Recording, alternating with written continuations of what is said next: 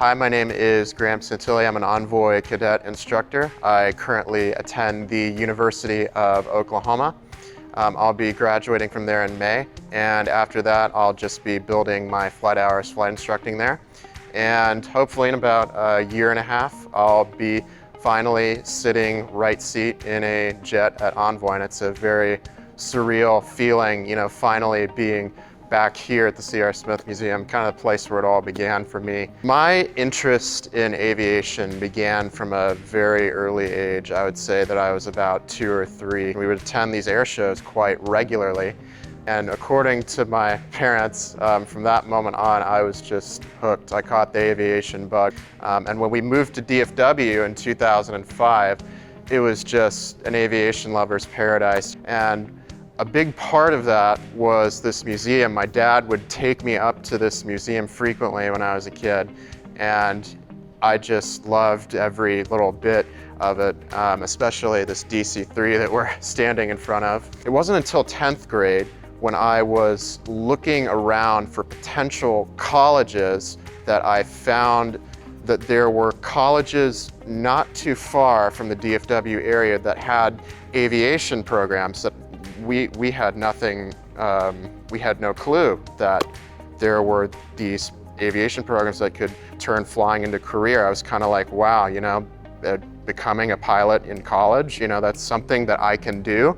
So I looked into several. I ended up choosing the University of Oklahoma, and it's been a wonderful experience there so far. My advice for any young people, I guess, considering a career in aviation is threefold.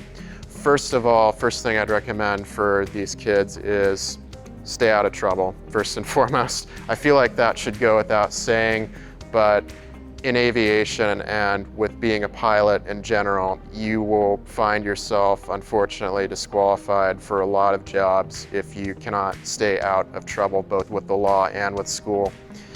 My second piece of advice that I'd like to give for kids who are considering a career in aviation is to form good study habits.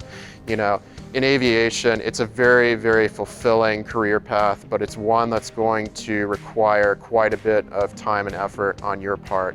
And my third piece of advice that I would give to young kids is, if you decide that you are interested in pursuing a career as a professional pilot, start early, You can formally begin your training as early as age 16, and I can get my private pilot's license as early as 17.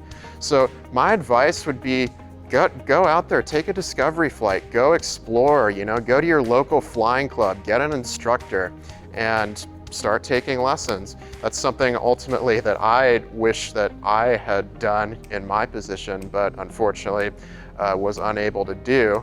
But that's one thing that I would definitely recommend for anybody who's looking into becoming a professional pilot.